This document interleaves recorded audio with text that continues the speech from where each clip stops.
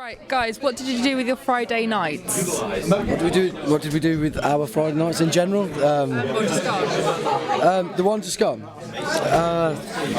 Well, as in Practice, but everyone was ill, so we kind of had like a little practice thing. I don't know. Did we? We had like an acoustic practice. wasn't it Saturday? So do you know what? I don't know what I do with my Friday nights. Is the answer to that question. So yeah, Friday nights are just a blur to me. So Pretty much. Pretty much.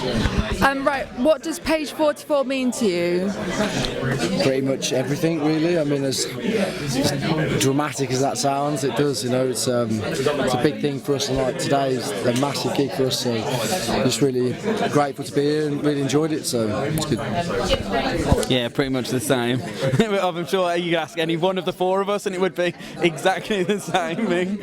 So, What inspires you? I don't know. I think like we've played with so many good bands, haven't we? That we've looked at and gone. You know, we just you always want to achieve something. Like, you know, we had goals when we first set out, saying, "Oh, we'd love to play the local O2 Academy," and then and then you do that, and you just take it in your stride, and all of a sudden you're playing T in the Park, Download, and you kind of lose, like, not appreciation of what you've done, but you always just want to keep and getting better and better. And so I think looking at the other bands who achieve more than we do, I think that's the inspiration, because we just want to expose ourselves to the most amount of people we can. I think sometimes. yeah, I'd love seeing people like singing our lyrics back and all that, like, especially like when we play like hometown shows in Birmingham. We've got to a point where we can sort of stop playing a bit and they'll sing it back to us, and that always makes me want to carry on so that more people can do that, and hopefully elsewhere other than, you know, at every show basically.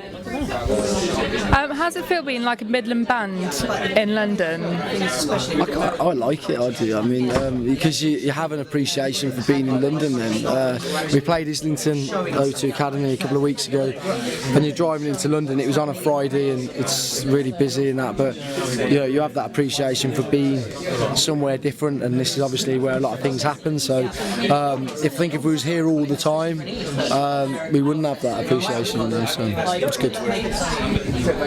Yeah, I love gigging in London, don't get me wrong, the crowds and that are great, but I don't think I could spend an indefinite amount of time here, I don't think. I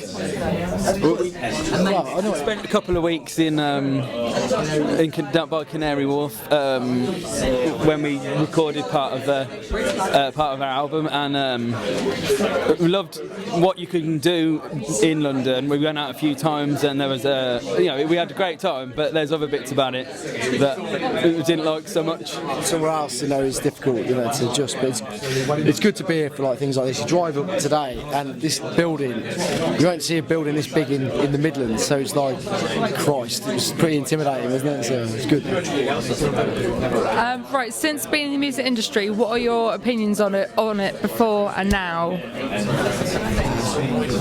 I think, you know, you have an idea when you first set out. Not that we've in any way been motivated by making money. We'd just love to make enough money to support doing this as a living.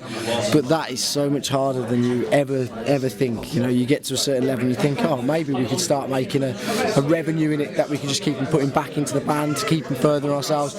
But it doesn't work like that. There's not a lot of money available for bands to support themselves. So that's my biggest, I suppose, surprise as we've got deeper into, you know. It's a lot harder than when we first started out to ever make it, because now I think it's more like a rite of passage that sort of like every guy tends to go into a band sometime during their sort of teenage years, and there's so many more bands around now than there was like 20 years ago, and it makes it much more difficult. These are hard industry.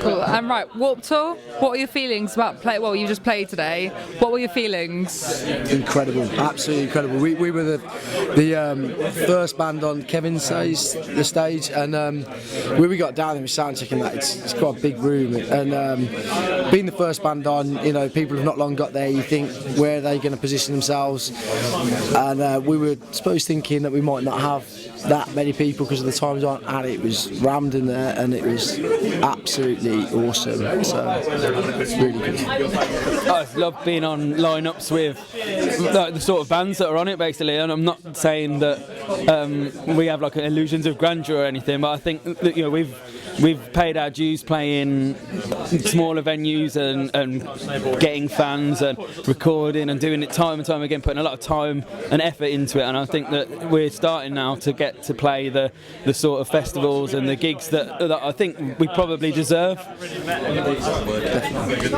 Cool. Right, so what bands are you here to see, hopefully, today? Personally, I'm going to be watching Billy Talent, and I'm going to be very excited watching Billy Talent. I also want to watch We Are the Ocean, because we toured with them and they're top guys, and an awesome band as well. This man here, he's got his taste. I want to see Yellow Card again. I absolutely love them live. I wanted to see the Hype Theory, but I think we're doing press, so they're probably on about now-ish, which is a bit of a problem. But they're friends of ours as well through the Red Bull Bedroom Jam that we did. So we haven't seen any bands yet, so we're good luck. And what's next for you guys? Because we're coming up to the end of the year. Is there anything to kind of get any gossip on? We've got a pretty big show in Islington on the 22nd at the O2 Academy. There's a day festival thing. We're headlining one of the stages, so that'd be great. I think that's something to really look forward to. It's on the 22nd as well of December, so you know everyone should have broke up for Christmas then and just want to get absolutely wrecked. So that'd be great.